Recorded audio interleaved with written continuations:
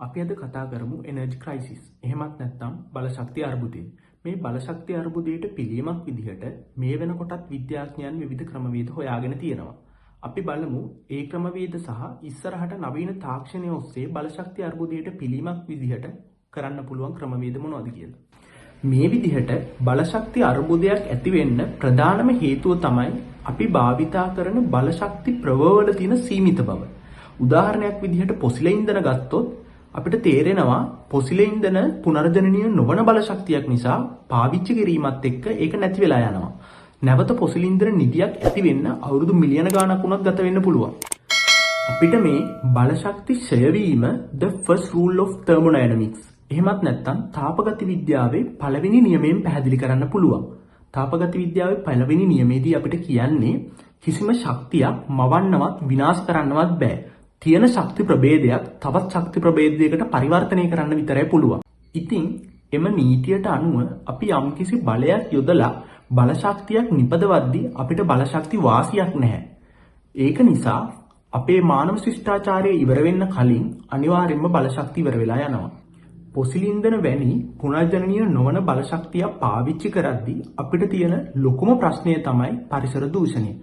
උදාහරණයක් විදිහට අපි පොසිල ඉන්ධන දහනය කරද්දී පිටවන කාබන් ඩයොක්සයිඩ් ගෑස් එක ග්‍රීන් හවුස් ගෑස් එකක්. ඒ ගෑස් එක ගෝලීය උණුසුම ඉහළ යන්න උදව් වෙන ගෑස් එකක්. මෙන්න මේ ප්‍රශ්නය නිසා අද වෙනකොට ලෝකයේ න්‍යෂ්ටික බලය මගින් බලශක්තිය නිපදවන්න යොමු වෙලා තියෙනවා.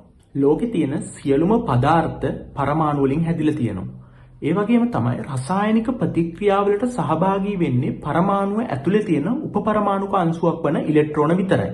ඒ වුණාට න්‍යෂ්ටික ප්‍රතික්‍රියාවලදී පරමාණුව ඇතුලේ තියෙන අනිත් උපපරමාණුක අංශු දෙක වෙන ප්‍රෝටෝන සහ නියුට්‍රෝනත් එම ප්‍රතික්‍රියාවලට දායක වෙනවා. අද වෙනකොට මේ න්‍යෂ්ටික බලය මගින් න්‍යෂ්ටික බලශක්තිය නිපදවීමේ ක්‍රමය ලෝකෙ කොච්චර ප්‍රචලිතද කියනවනම් ලෝකෙ රටවල් 31ක බලාගාර 440කට වැඩි ප්‍රමාණයක් මගින් න්‍යෂ්ටික බලශක්තිය නිපදවනවා. World Nuclear Organization එහෙමත් නැත්නම් ලෝක න්‍යෂ්ටික සංවිධානයේ පවසන විදිහට දැනට ලෝකේ ඇක්ටිව් නියුක්ලියර් රියැක්ටර්ස් වලින් ගිගාවොට් 403කට වඩා වැඩි බලශක්තියක් නිපදවනවා. මේක සමස්ත විදුලි පරිභෝජනයෙන් 9%ටත් වැඩි අගයක්. අපි දැන් බලමු න්‍යෂ්ටික බලාගාරයක් ඇතුලේ කොහොමද න්‍යෂ්ටික ශක්තිය නිපදවන්නේ කියලා. මෙහිදී යොදා ගන්නා විද්‍යාත්මක මූලධර්මය වෙන්නේ නියුක්ලියර් ෆිෂන්. එහෙමත් නැත්නම් න්‍යෂ්ටි විඛණ්ඩනය. මේකෙදි සිද්ධ වෙන්නේ පරමාණුක න්‍යෂ්ටිය කොටස් දෙකකට හෝ ඊට වැඩි ගණනකට කඩන එක. එහෙම අපි බලයක් යොදලා පරමාණුක න්‍යෂ්ටිය කොටස් වලට කඩද්දී අති විශාල තාපජ ශක්තියක් නිපද වෙනවා. ඒ නිපද වෙන තාපජ ශක්තිය යොදාගෙන බලාගාරයේ ඇතුළත තියෙන ජලය රත් කිරීමකට ලක් කරලා එම රත් කිරීමේදී නිපද වෙන ජල මාෂ්ප මගින් ටර්බයින් එකක් කරකවලා එම ටර්බයිනේ මගින් විදුලිය නිපදවීමක් තමයි න්‍යෂ්ටික බලාගාරයකදී සිද්ධ වෙන්නේ.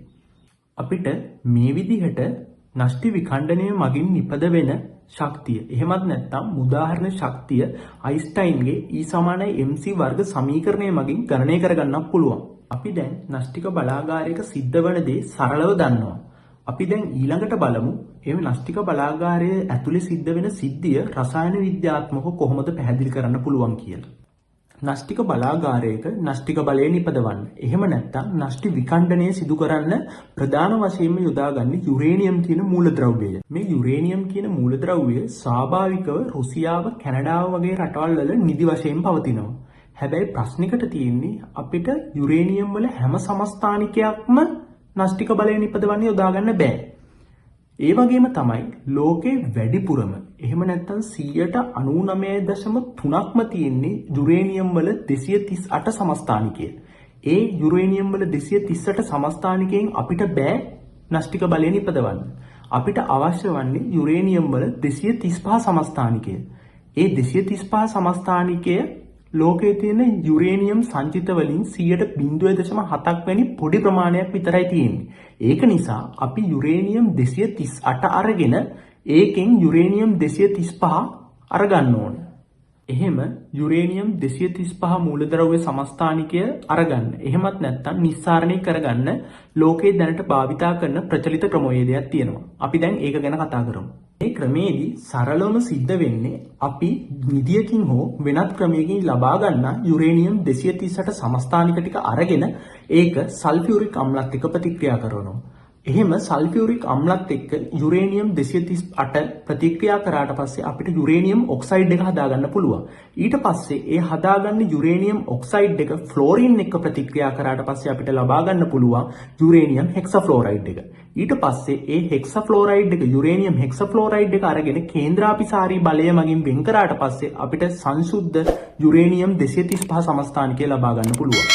අපි දැන් බලමු නෂ්ටි විකණ්ඩන ප්‍රතික්‍රියාවක්. එහෙම නැත්නම් නියුක්ලියර් ෆිෂන් රියැක්ෂන් එකක් සිද්ධ වෙන හැටි. මෙහිදී සිද්ධ වෙන්නේ අපි යුරේනියම් නෂ්ටියකට නියුට්‍රෝනයකින් පහර දෙනවා. එහෙම පහර දෙනකොට යුරේනියම් නෂ්ටිය විකණ්ඩනය වෙලා බේරියම් සහ ක්‍රිප්ටෝන් නෂ්ටි දෙකකට සහ නියුට්‍රෝන 3කට විකණ්ඩනය වෙනවා. ඊට පස්සේ අර පිට වෙන නියුට්‍රෝන 3 මගින් තවත් යුරේනියම් නෂ්ටි 3කට පහර දෙනවා. ඊට පස්සේ ඒ යුරේනියම් නෂ්ටි 3ත් බේරියම් නෂ්ටිය සහ ක්‍රිප්ටෝන් නෂ්ටිය බැගින් මුදා හරිනවා. මෙය දාම ප්‍රතික්‍රියාවක් වශයෙන් දිගින් දිගටම සිදුවන අතර මෙය නිසි පාලනයකින් තොරව සිදු කළ විට මෙය බෝම්බ නිෂ්පාදනය සඳහා යොදාගත හැකිය. බෝම්බ නිෂ්පාදනයේදී සිදුවෙන්නේ යුරේනියම් නෂ්ටි වෙනුවට යුරේනියම් කුට්ටි යොදාගෙන ප්‍රතික්‍රියාව සිදු කිරීම. නෂ්ටික බලාගාරය තුළ සිදුවන්නේ දාම ප්‍රතික්‍රියාව පාලනයකින් යුතුව සිදු කිරීම තුළින් තාපය නිපදවා එමගින් බලශක්තිය නිෂ්පාදනයයි. යම් හේකින් බලාගාරය තුල දාම ප්‍රතික්‍රියාවේ පාලනය ගිලුණහොත් චර්නොබිල් වැනි අනතුරක් සිදුවිය හැක. එය නියුක්ලියර් මෙල්ට්ඩවුන් එකක් විදිහට අපිට හඳුන්වන්න පුළුවන්. මෙම නෂ්ටි විකණ්ඩන ප්‍රතික්‍රියා ක්‍රමවේදයේ තිබෙන විශාලතම අවාසිය වන්නේ පරිසරයට විශාල වශයෙන් නියුක්ලියර් වේස්ට් එහෙමත් නැත්නම් විකිරණශීලී අපද්‍රව්‍ය මුක්ත වීමයි. නමුත් අදටත් විද්‍යාඥයන් මෙම ක්‍රමය භාවිතා කරන්න හේතුව තමයි ෆොසිල් ඉන්ධන වලට සාපේක්ෂව ඉතා වැඩි ධාරිතාවකින් සහ ඉහළ කාර්යක්ෂමතාවකින් මෙම බලශක්ති උත්පාදනය සිදු කර ගැනීමට හැකිවීමයි. දැන් අපි කතා කරමු බලශක්ති අර්බුදයට තියෙන හොඳම පිළිතුර ගැන. මේ තමයි නෂ්ටික විලයනය. මෙම ක්‍රමයේ ඇති විශේෂත්වය වන්නේ නෂ්ටික විලයනයේදී කිසිදු පරිසරයට අහිතකර අපද්‍රව්‍යයක් මුදා හැරෙන්නේ නැති එක.